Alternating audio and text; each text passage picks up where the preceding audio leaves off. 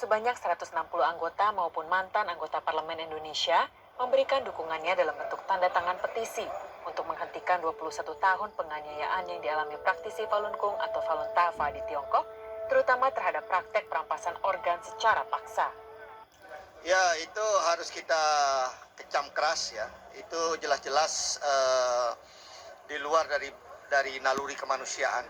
Ya, sebagai manusia seharusnya tidak melakukan hal-hal seperti itu.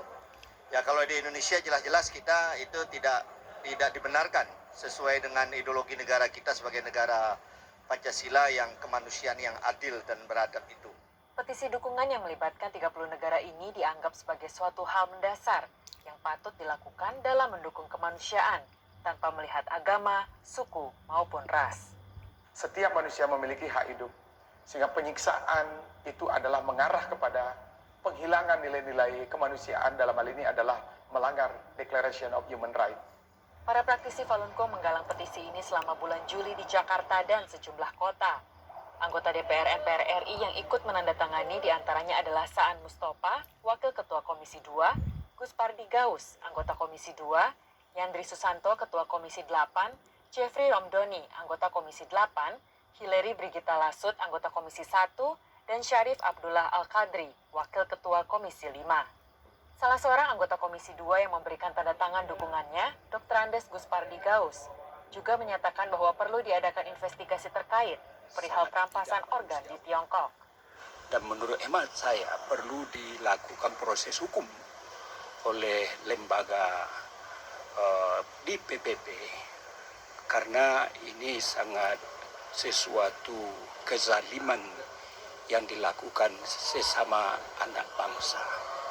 Oleh karena itu perlu ada upaya yang dilakukan oleh penegak hukum internasional untuk melakukan investigasi supaya jelas kondisi betapa kekejaman yang dilakukan oleh mereka-mereka tersebut.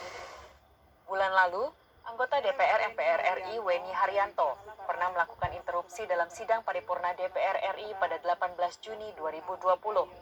Anggota fraksi Partai Golkar ini dengan gagah berani meminta Parlemen Indonesia agar bersikap atas genosida dan penganiayaan yang dialami praktisi Falun Gong di Tiongkok.